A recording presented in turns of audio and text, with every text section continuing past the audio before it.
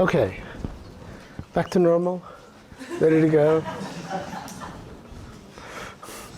I didn't bring my suit. I'm sorry.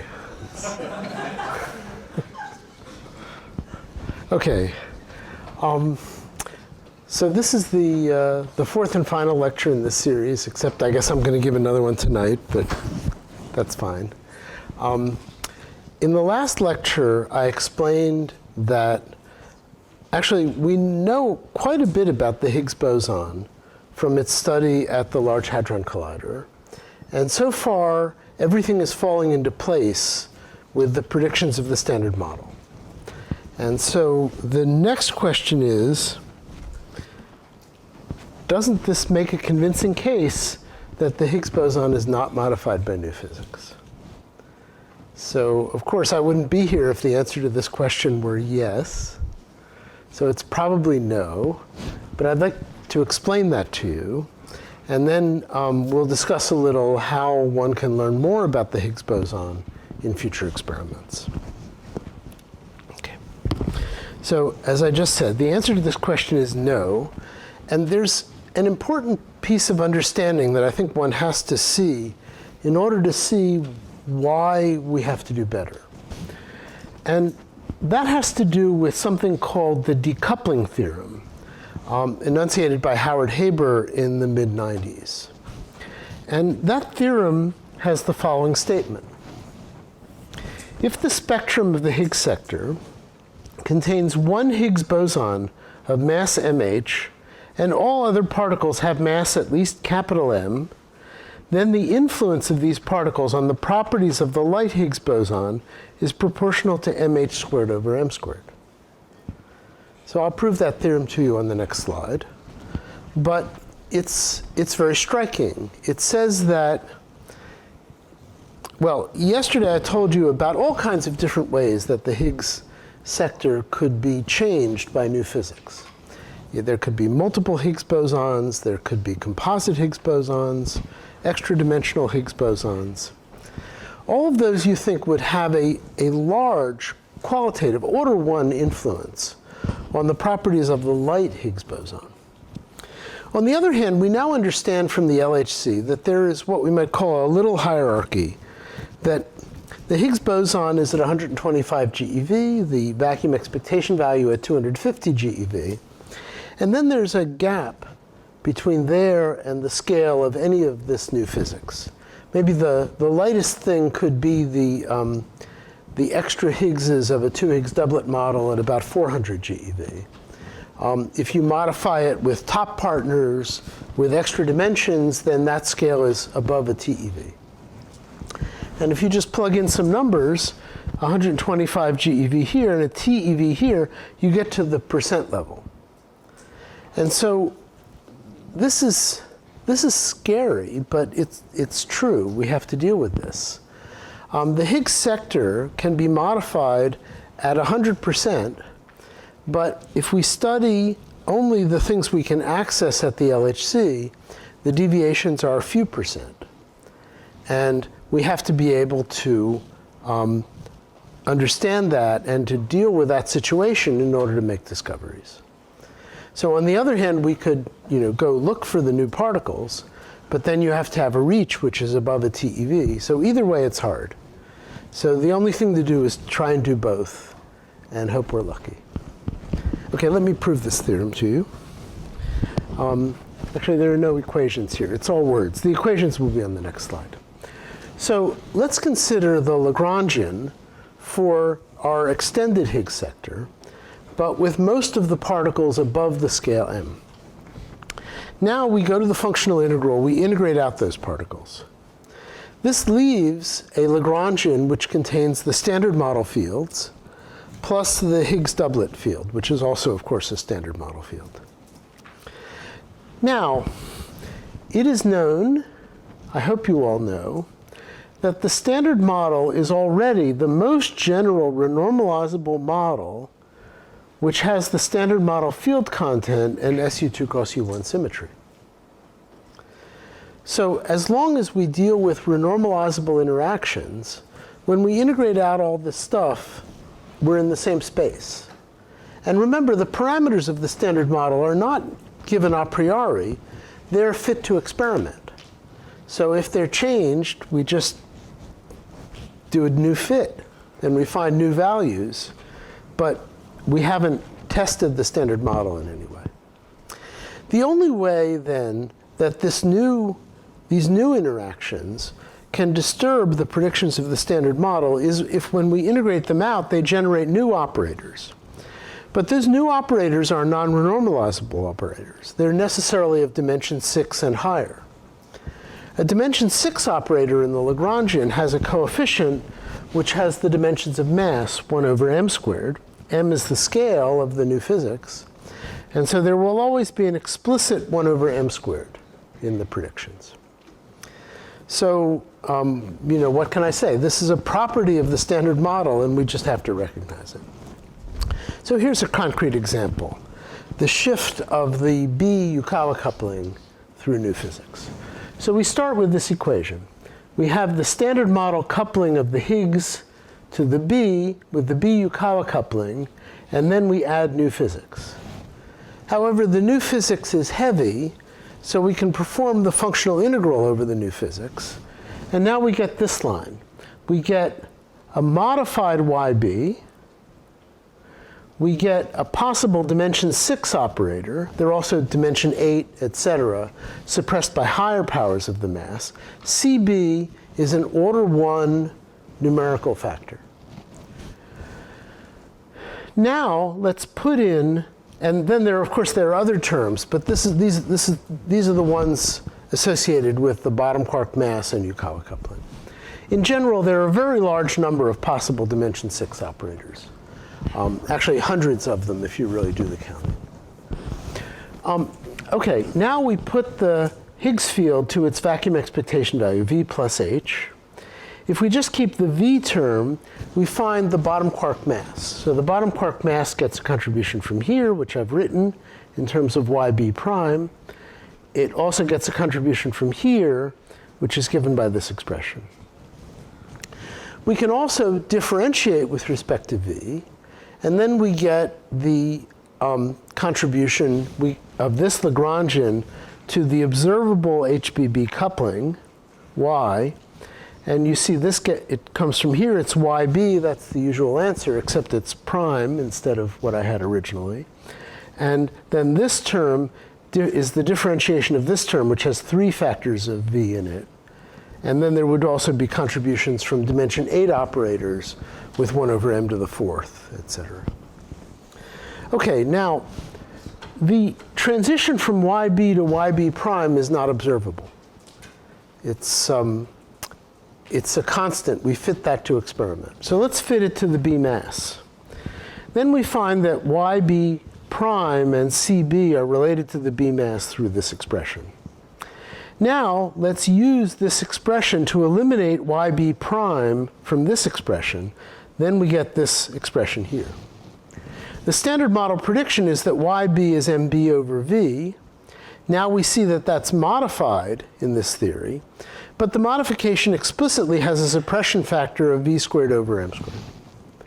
And so it's a, I don't know, few percent correction, unless CB turns out to be a large absolute number. Okay?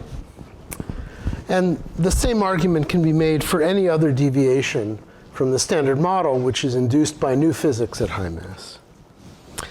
Okay, so this is depressing, but it's not hopeless. It just means that we have to be more clever in how we're going to extract information about the Higgs boson and to try to extract that information with higher precision. There's an interesting statement, though, that in this context, the current 20 to 30% agreement of the Higgs properties with the predictions of the standard model is completely expected. Whatever you think is the true model of the Higgs sector, this is what we would expect at the current time. More accurate experiments could potentially show deviations in all of the visible Higgs decay modes. And so now let me give you some examples of that. So let's begin with 2 Higgs doublet models. So in 2 Higgs doublet models, we have 2 Higgses, phi d, that gives mass to the leptons and the down quarks, another phi u that gives mass to u. Actually, there are lots of 2 Higgs doublet models. This is the so-called type 2 Higgs doublet model. This is the one, though, that appears in supersymmetric models for the reason that I discussed yesterday. Now there are 8 Higgs degrees of freedom, of which 3 are the Goldstone bosons eaten by W and Z. There's an extra parameter, which is called tan beta.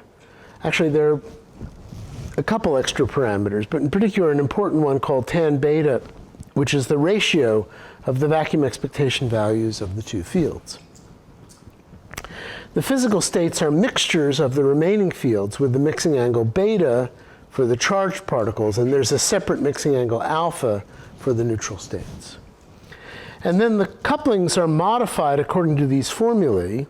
So you would think that this factor could have a large deviation from 1. However, when you actually work things out, under the assumption that the potential is such that there's one light eigenstate and the other eigenstates are heavy, that's not what you find. What you find is that sine alpha over cosine beta, this factor here, is 1 plus order mz squared over ma squared. So, so this is in SUSY. In general, this would be mh squared or v squared. But this is the dependence that comes out of the decoupling theorem.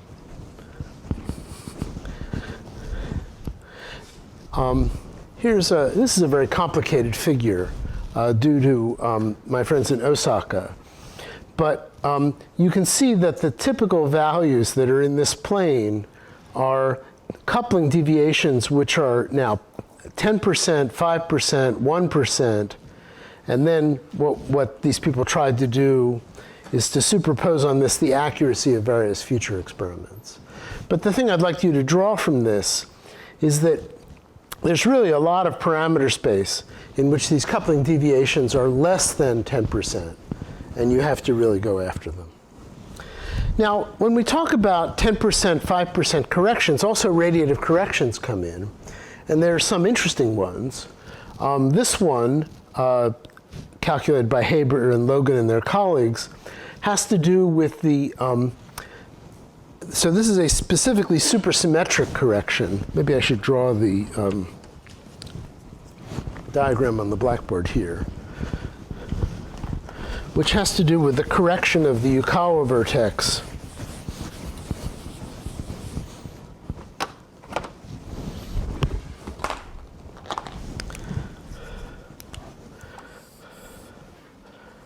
by gluino. So here you have the Higgs, the bottom squarks, the gluino and bottom. And if the gluino has a mass term, this can mix left and right. So sorry, I think I didn't put this in the right place. I think I needed to put this here. So there can be left-right mixing, so-called A terms, in the bottom squark sector that lead to large corrections. And those large corrections are seen here. They're not so large. This is a 5% correction for a gluino mass of, well, this is 600 GeV. That's already ruled out. Probably we have to be in this region up here where the corrections are a few percent. So in supersymmetry, you have both effects. You have the usual type 2 Higgs doublet corrections on the previous slide, plus some extra radiative corrections specific to supersymmetry on this slide. Okay. This is a very interesting plot, which is an exploration of the parameter space of supersymmetric models done by some of my colleagues at SLAC. These people were interested in the variety of phenomena that you could have in supersymmetric models. And so just as an exercise, they generated 250,000 consistent supersymmetric parameter sets that are consistent with all known data at the time. This was done in about 2013. So then you can take the properties of these models and plot them along different axes. And here is a histogram of the models plotted against the quantity, the Higgs to BB bar partial width divided by the standard model expectation. So you see one most of the model, this is a scale with a log scale with many logarithms. Most of the models pile up near 1. There are some models with large deviations, but by far most of the models have deviations that are quite close to 1. The colors represent their projection for how well the LHC would do in eliminating these models by direct searches for superpartners. So this was the current model. This is supposed to be the end of run 1. This is supposed to be the end of run 2. That's where we are now. If you haven't discovered supersymmetry by now, you would eliminate the red region. But what you see is that this, trying to measure the Higgs partial width to BB bar cuts into these models from a different way. So there's a large class of models that basically you could never discover by direct searches, where the bottom squarks that are in that diagram are at 4 or 5 TeV. But nevertheless, their effects are visible in the Higgs couplings if you can make very accurate measurements. Here's another group that showed something like the same thing. This is a calculation by Wells and Zhang of the visibility of, so this is, again, the change in the same quantity, the Higgs to BB bar coupling. So the color code is the change. 5% is the green. Okay, 10%, which is still very consistent with the data, is this yellow. It gets harder and harder. This is the limit of current LHC searches, and this is the limit of projected LHC searches, including the high luminosity LHC. So both methods somehow cut into the parameter space in different directions, but the methods have some orthogonality. And so it's interesting that you can search for supersymmetric models in these two orthogonal ways. And if you try both of them, of course, you have a better chance of success. So that seems like a well-motivated thing to do. Now, not all models predict this particular pattern of deviations in the Higgs couplings. Another interesting quantity is the Higgs coupling to WW, which I think we saw how to measure it in the previous lecture. In SUSY models, the Higgs coupling to WW gets a really small deviation, not 1 over MA to the squared, but 1 over MA to the 4th. So there's hardly any model where this is a visible deviation. On the other hand, different kinds of models predict large deviations in this quantity. When I say large, again, I'm talking about the few percent level. For example, if you have Higgs singlet mixing, you can get a cosine phi in that parameter, and phi can be an angle which is, let's say, 1/10. So here you can get some deviations.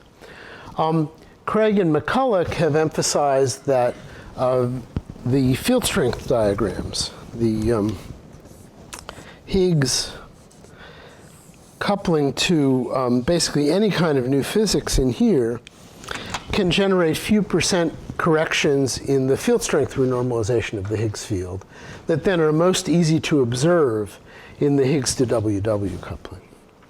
And if Higgs is a composite Goldstone boson, then there's a so-called nonlinear sigma model structure for the Higgs, which generates some extra terms of this form. And again, depending on what you take for F, those can be few percent corrections. So this is a different kind of modification than you see in supersymmetry, which comes in the models of the classes that I've written here. Now, what about the loop corrections?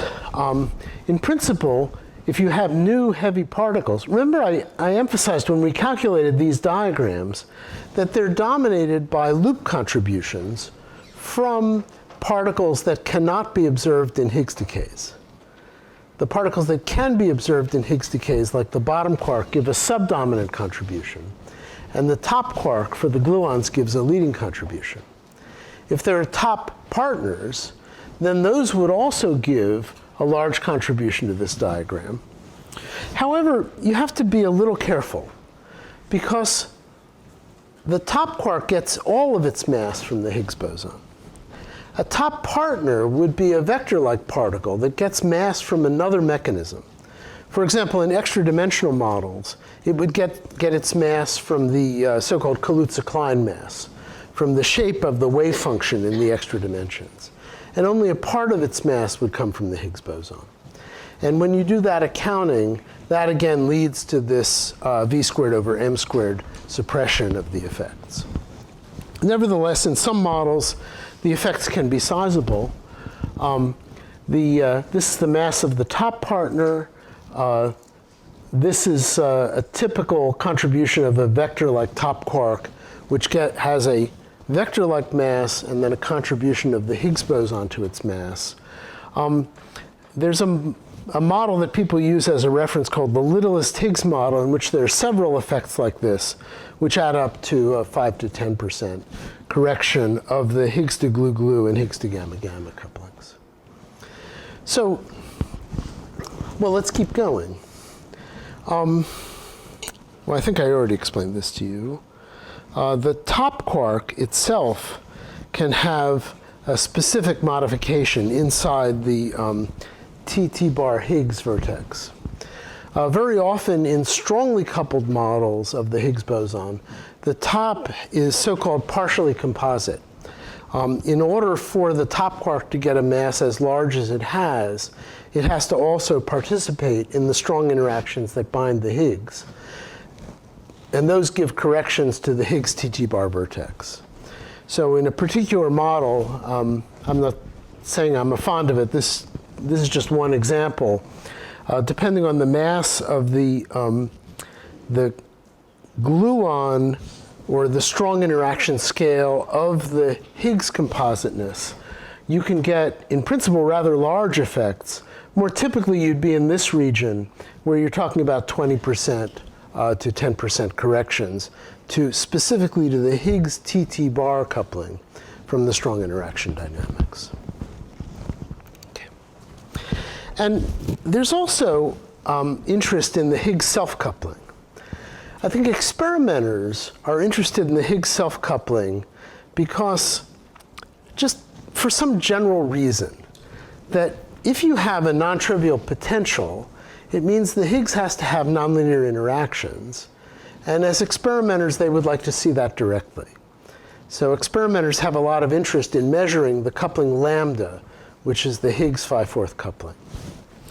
Now, if you ask whether lambda has deviations in models, typically it has deviations of this same few percent scale. And I think at this moment, no one knows how to do an experiment to access the lambda with that kind of precision.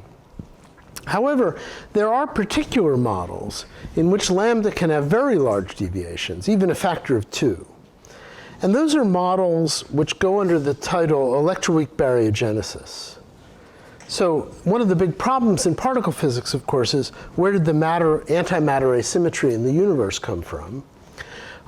If you believe in inflation, and I guess there's a lot of good evidence for inflation, then at the end of inflation, there was no baryon-antibaryon asymmetry. And so physics between the end of inflation and now had degenerated. There's a general argument due to Sakharov back in the 60s that a particle-antiparticle asymmetry cannot be generated during a period when the universe is close to thermal equilibrium. And because the Hubble constant is small and the universe expands slowly, most of the time the universe is very close to thermal equilibrium. The only time you go out of thermal equilibrium is when you have a period where there's a first-order phase transition. So then the statement is, if there were a first-order phase transition at the electroweak phase transition, then at that time, you could generate the baryon number asymmetry of the universe.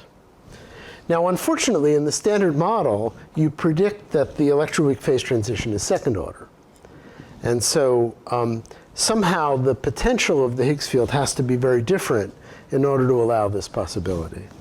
But in models that allow this possibility, very typically, so the blue are the models in this paper that actually work. You have 1.5 to 2.5 factor enhancements in the Higgs self-coupling. And so let me just summarize this discussion. Please excuse me that I've gone through it very quickly, but We could go in arbitrary detail if you want to talk offline. The result of this survey is that the Higgs coupling deviations, if you can really get to the few percent level where they would be present, everyone has their own personality, if you like. And different kinds of models that modify the Higgs sector produce different patterns of deviation. And so if you could survey that pattern of deviations comprehensively, you could A, discover that there is new physics, and B, have an idea of what kind of new physics is out there. And so just summarizing very roughly, the fermion coupling deviations come from multiple Higgs doublets. Gauge boson couplings, deviations come from Higgs singlets and composite Higgs. The gamma-gamma and glue-glue coupling come from, in general, heavy vector-like charged or colored particles. Changes in the TT-bar coupling come from Higgs and top compositeness. And changes in the triple Higgs coupling, if you talk about large deviations, they would come from this theory of electroweak baryogenesis. And so in principle, we can go search for all of these things if we were able to study the Higgs couplings with higher precision than we can at this moment. Okay. So here's just a little illustration. So here are the predicted Higgs couplings in solid for 4 very different kinds of models. You can see, so this is the BB, CC, glue-glue, WW, tau-tau, ZZ, gamma-gamma, and mu-mu, all of them individually measurable. And you could see that if you could actually achieve the error bars which are given on this slide, then you could actually pick out which of these models is the one which is observed in nature. And you would have a clue about how to go forward beyond the standard model. OK. So how do we get there? Yes? I'm sorry? Oh, so I had I went through that very quickly yesterday. So this is a model where the Higgs is a Goldstone boson. So you have a new strong interaction theory, let's say a 10 TeV. It has a chiral symmetry breaking, and that chiral symmetry breaking has Goldstone bosons. And then the Higgs multiplet, the 4-component Higgs multiplet, is the 4 particles are all Goldstone bosons of that sector. So that's the kind of model you're talking about. Okay. And I think as you see, that produces, so I said that that kind of model would produce couplings in the glue-glue because they're new heavy top quarks. It produces a deviation in WW and ZZ because the Higgs is composite. And those are the main deviations that you see here. Okay? Similarly, over here, in a composite Higgs model, there are also mechanisms to produce deviations in all of the quarks, as well as the 3 channels that I referred to before. And then in supersymmetry, you see a very different pattern. All the deviations are in B and tau. Okay. I'm sorry? Deviations may be a sign of the new gauge bosons W prime or Z prime or something? Yes. Yeah. So let's see. That kind of model is not included here. Probably in a model like that, the biggest deviations would be in the gamma-gamma. Would be in the gamma-gamma mode, because the new gauge bosons would contribute to the loop that produces the gamma-gamma. Higgs to gamma-gamma. To Higgs to gamma-gamma. May I ask something? Yes. In the recent CMS results, they report that they are looking for a dark photon. Yes. They can be seen at Higgs to gamma, and gamma, one gamma is the ordinary photon, the other one is dark photon. Yes. This is generally motivated by the cosmology and dark matter and the tensions in cosmology. What do you think about this may be a model that explains Oh. types of events or something? No. Well, now I have to ask you to excuse me, because there's a whole nother subject of Higgs boson physics that I didn't touch in these lectures, which is the exotic decays of Higgs bosons. So far in the lectures this morning, I've only been talking about the decays of the Higgs boson that are predicted by the Standard Model. But maybe I should emphasize that there are lots of other possible decays of the Higgs bosons which are forbidden in the Standard Model. One of them is a decay to photon plus invisible, and that's the one you're talking about. Another actually is a generation changing decay, like Higgs to tau mu. That's totally forbidden in the Standard Model. So if it could be discovered, that would indicate new physics. And maybe I should say that I could have given a whole nother lecture on the search for those kind of decay modes. If you'd like a reference, come to me afterward. I'll give you a nice reference on that. Okay. But right now what we're talking about is just the modes predicted in the Standard Model, but with strengths different from those predicted in the Standard Model that are induced by new physics in the Higgs sector. Okay, these are the Standard Model lines. So these are the Standard Model decays. And I'm just showing that in different models, you predict deviations in the couplings in those channels. And there are different patterns of couplings in different models. So what you talk about opens another door. And actually, it's a very interesting door to open, but please excuse me, I didn't put it in these lectures. I have a little question. Yes? We cannot say anything about the quartic Higgs couplings. Quartic. Yeah. Oh, that's very hard. Even at LHC, I think even at the 100 TeV collider. What about the future linear colliders or the lepton colliders? I think no one, I don't know of any program that really claims to succeed in measuring the quartic coupling. Probably the cubic coupling we can actually get a handle on. But the quartic coupling, if you consider that as independent of the cubic coupling, that's very, very difficult. I mean, the cross sections are fractions of attobarns, even at hadron colliders. Okay. I'm interested in another topic actually. If we can measure the trilinear and the quartic Higgs couplings, then we can find another way orthogonally find the Higgs potential. Right. Well, we can measure the quadratic and the cubic, but as I say, the quartic is really hard. If you can think of a nice way to do it, yeah, let us know. Okay. Okay. Other questions? Yes? So as far as I see, these models are completely disagreement with each other. So for your opinion, which model has the highest chance? I don't know. You shouldn't even ask me, right? At the time the LHC turned on, I would have said supersymmetry has the highest chance, but in a region of parameter space which is now excluded. Okay?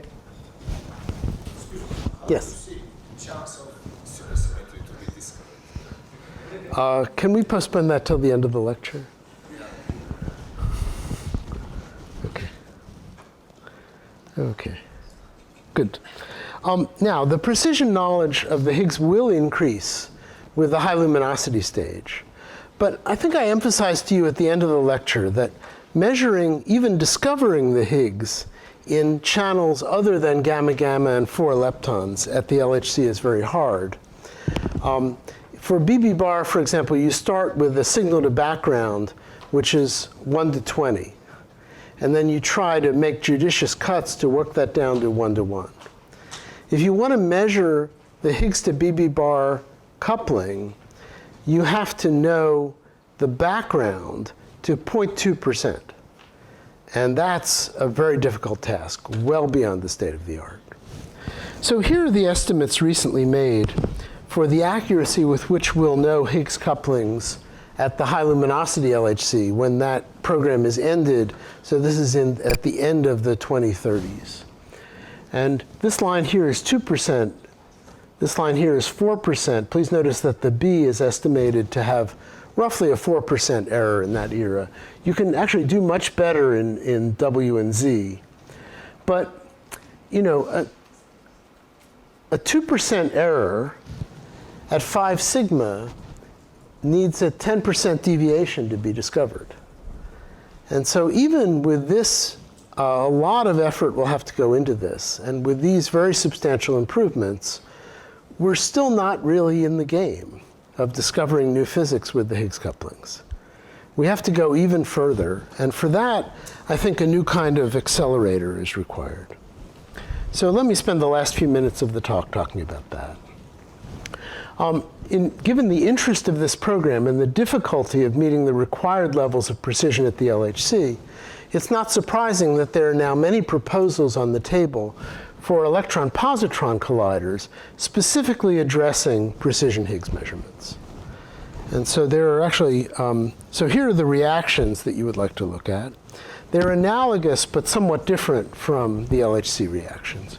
First of all, Higgs-Strahlung in E plus E minus.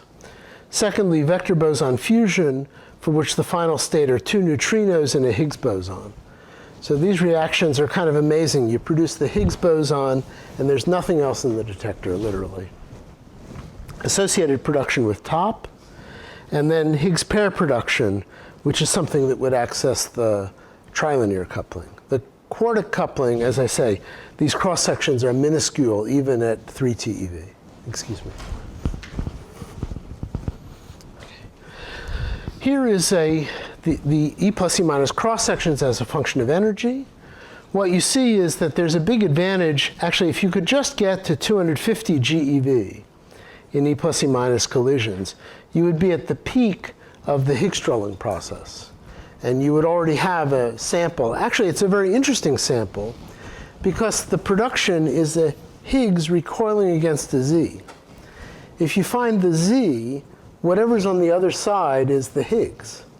And then you can just count the various branching ratios by seeing how many times do you get BB bar, how many times do you get CC bar, et cetera, recoiling against a Z boson of a fixed energy, which in this setup would be 110 GeV in the center of mass. Now at higher energy, you get access to this blue reaction, which is the W fusion process. And that has its own advantages. Eventually, at high energy, it has much higher statistics because it's a T-channel process. Okay. And I think that's basically what it says here. Let's just go on here. The facilities. There's one called the International Linear Collider, which is being considered by the Japanese for siting in the north of Japan, north of the city of Sendai. The whole baseline here is about 25 kilometers of an underground tunnel. It's based on superconducting radio frequency cavities. I think I talked a little this morning about my colleagues who are working on the technology of these cavities.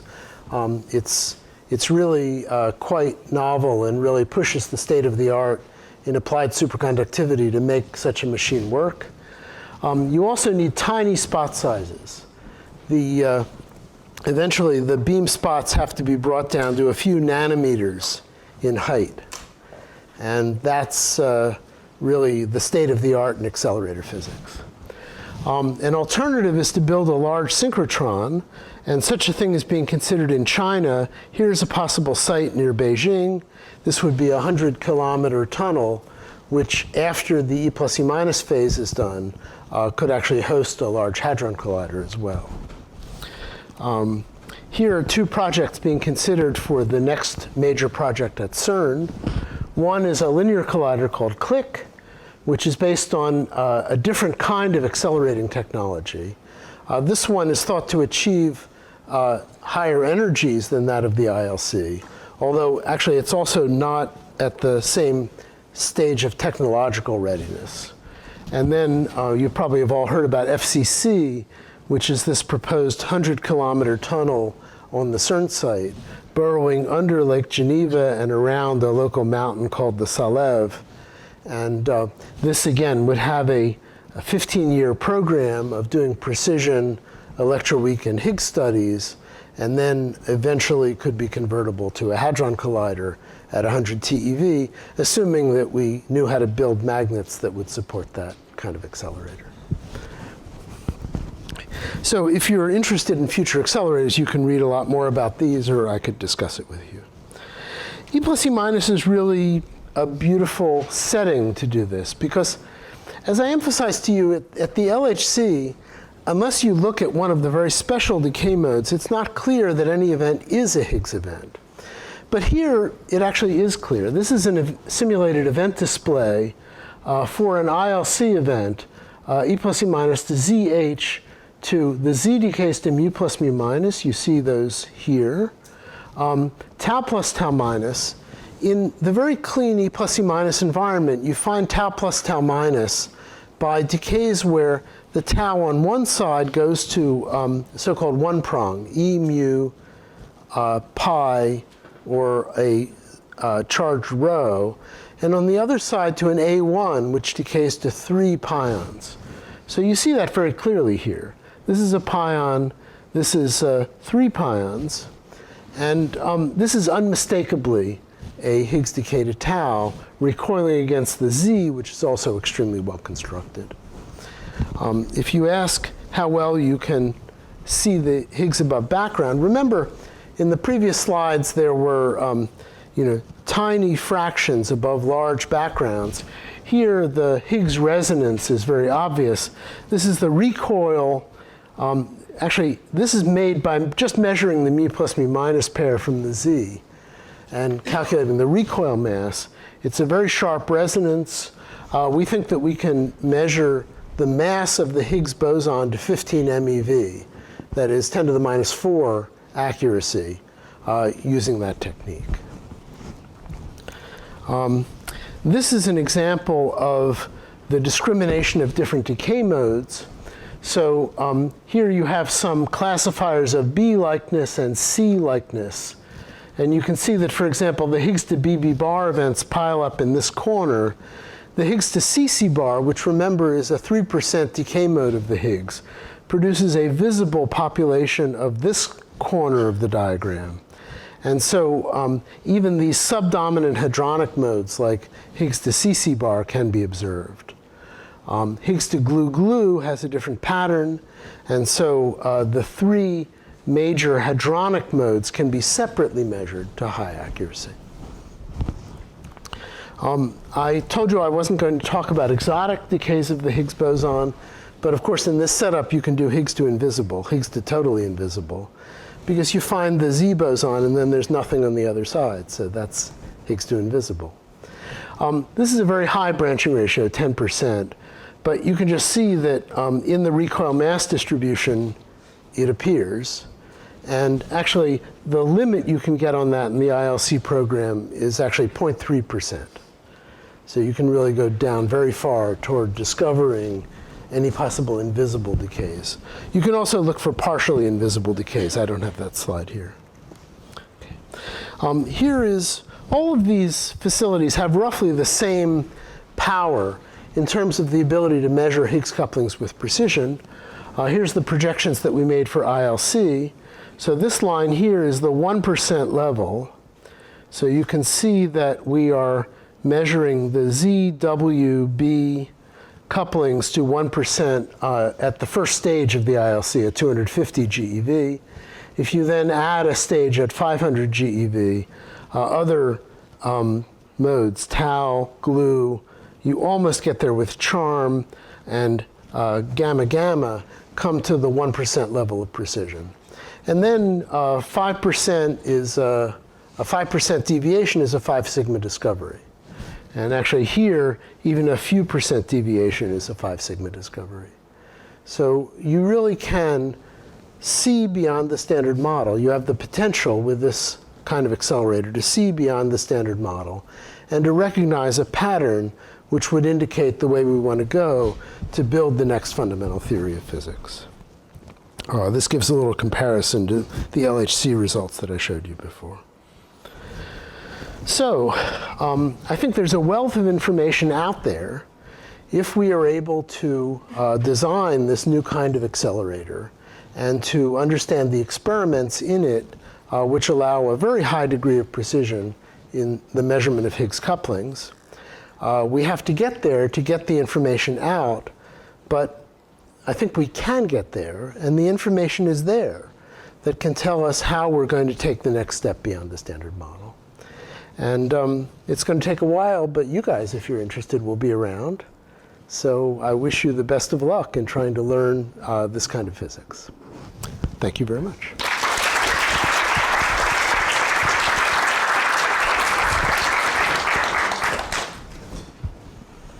Okay, any further questions?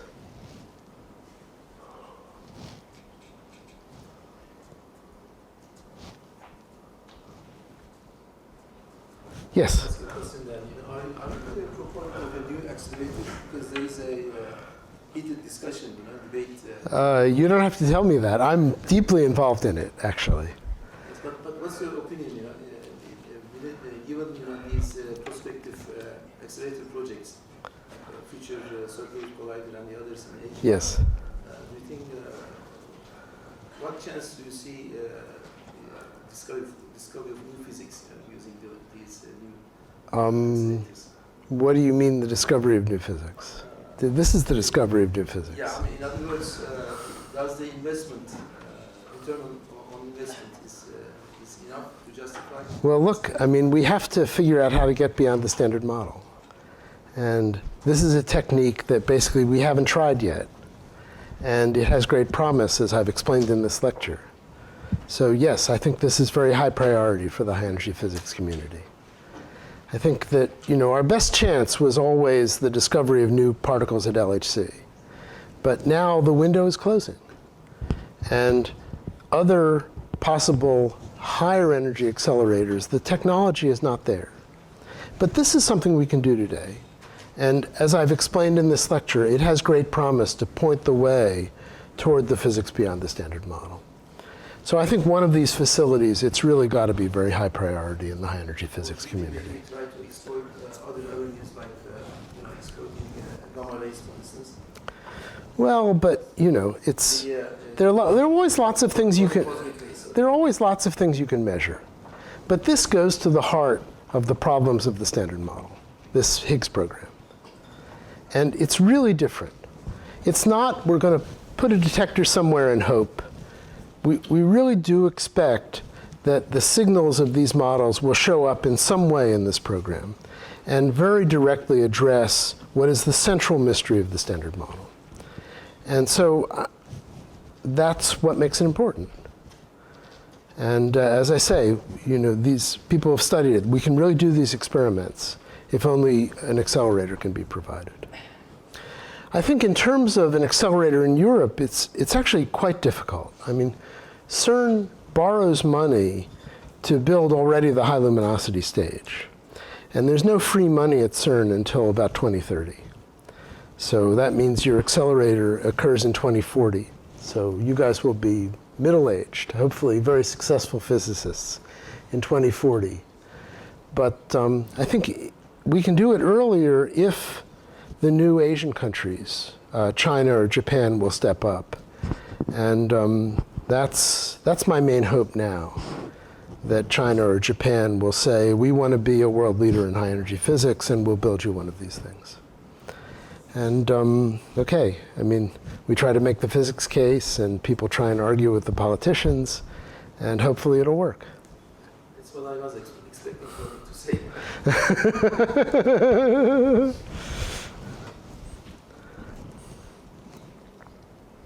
Okay. Yes, please. So sometimes it's argued that lab could actually discover Higgs if it was run slightly longer. What's your opinion on that? And if it had been discovered by lab before MSC, how would its later characterization precision measurements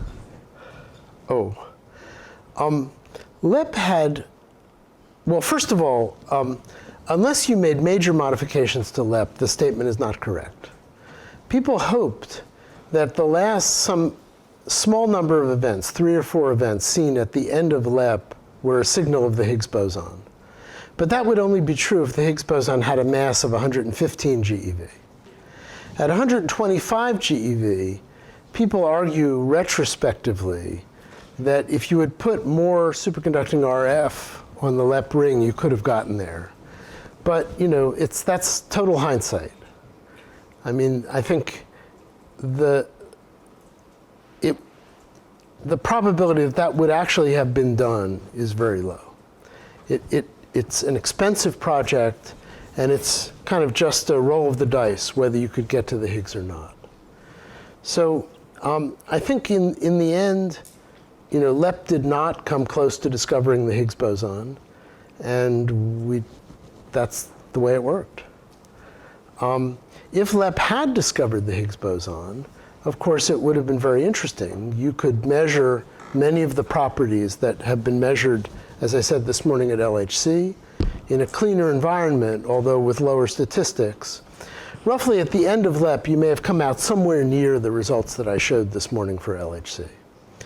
Unfortunately, LEP had a luminosity which is very low. I mean, for ILC, we're talking about a luminosity 1,000 times larger.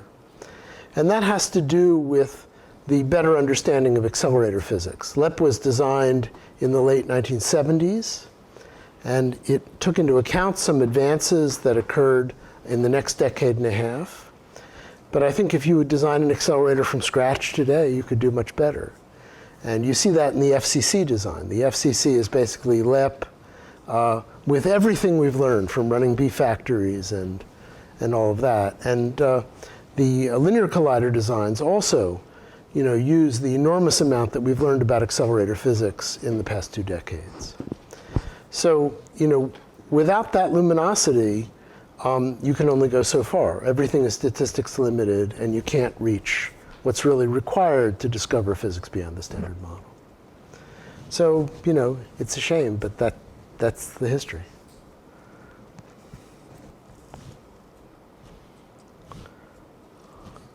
Yes? You said that non-linear new physics can reduce few percent deviations in density. Yes. What about the radiative corrections within the standard? Are they somehow degenerate or mixed? Oh, no. But within the standard model, I mean, this is actually also a part of the problem. Within the standard model, once we have measured the quark masses, the W and Z masses, and the Higgs mass, and the Fermi constant, and the other inputs, the predictions are determined. So then you can go compute them. And so right now we know, for example, the partial width of Higgs to BB bar to actually to 4 loops in QCD, to 1 loop in electroweak, and then some leading terms from the 2 loop. So in order to really carry out this program, some people have to work hard to calculate the full 2-loop electroweak and mix strong electroweak corrections.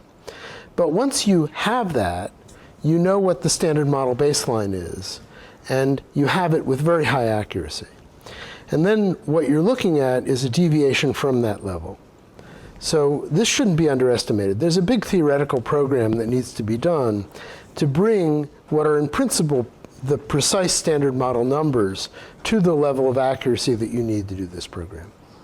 I think it's doable. I mean, people have made huge advances in quantum field theory calculation for LHC. And these problems are not harder, but the work has to be done. Yes?